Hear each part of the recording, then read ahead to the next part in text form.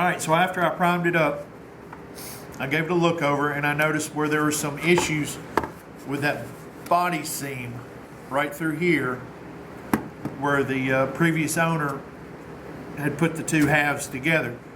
Now I don't know what kind of material he used to bond that, so I don't know if there's an issue with that or what, but I couldn't help but notice there was still a faint line after I let this sit out in the sun for a couple hours and bait.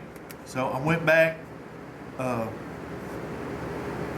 block sanded it and used another skim coat of putty over it, and after that I did a little water sanding with some 320, and then I put another coat of primer over the half seam. So I think everything's looking good with that. Tried to address these pinholes right here and back here in the back, these pinholes that were here, tried to get them, address them. I think everything's looking good on it. I'm gonna give it another sanding with some 320, and then I'm gonna put another coat of primer on it and let 11893 take a look at it and see what else he wants done to it. So, and I tried to take care of this issue of this area right here that is rubbing. It could be one of those issues that could turn into a big old tail chaser.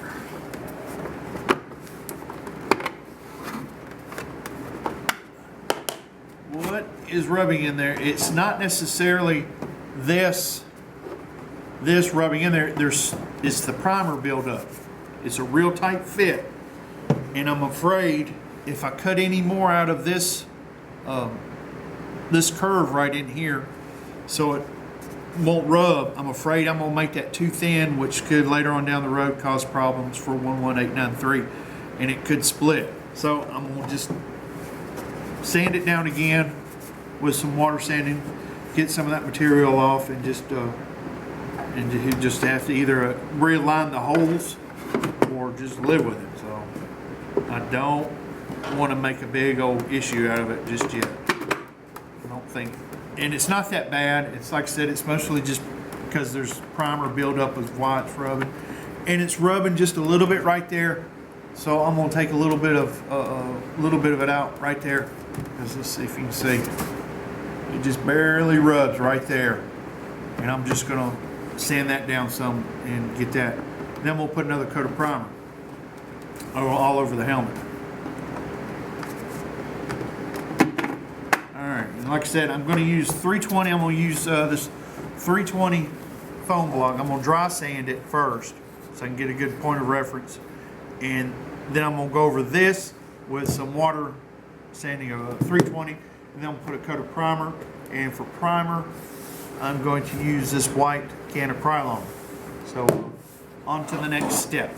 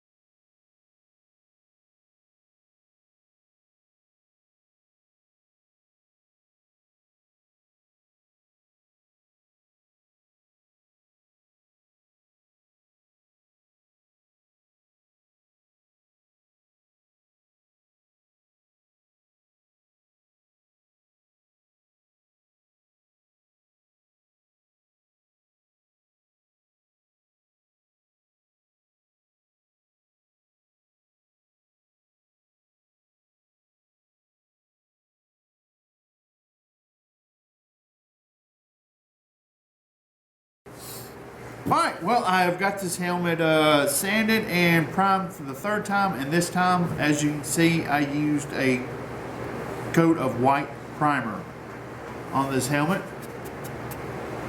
Figured why not? I had to get a new can of primer anyway, so I figured why not get a can of white. Looks good, everything turned out well. There is one thing I have noticed that I've kind of missed during this entire project, and it's kind of scratching my head from where the seam line had soaked in, of trying to figure out why, so later on down the road it doesn't come back to haunt 11893 and turn worse.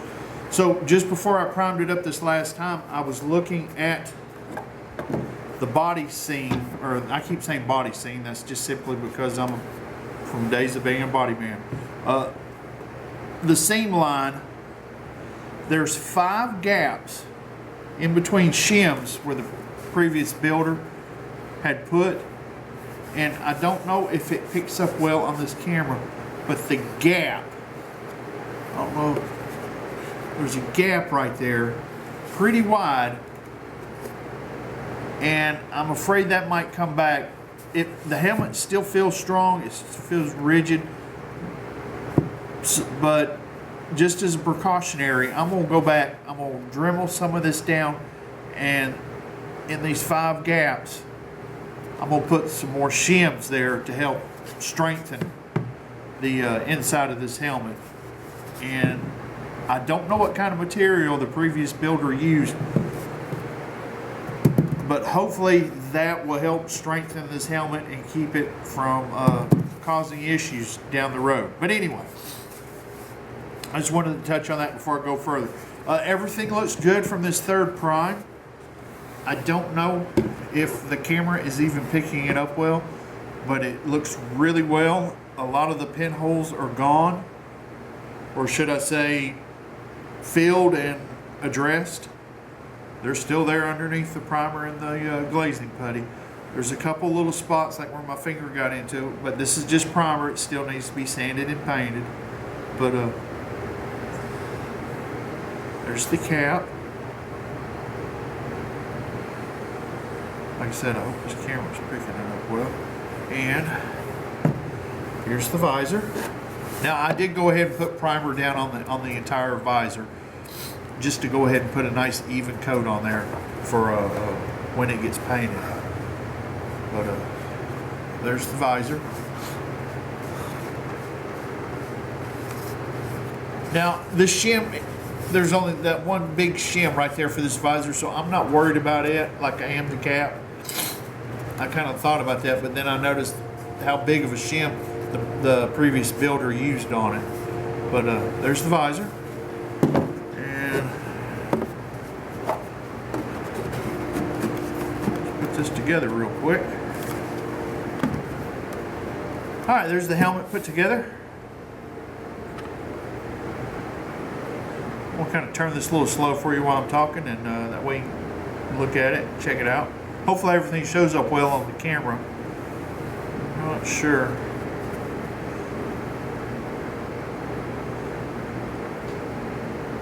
But other than going back and adding some more shims to the inside of the cap, pretty much done with this helmet. I think it's turned out well. It's ready to be painted. Once it gets done, once he's 11893 is ready to paint it. But yeah, there's that. Let's see how that goes.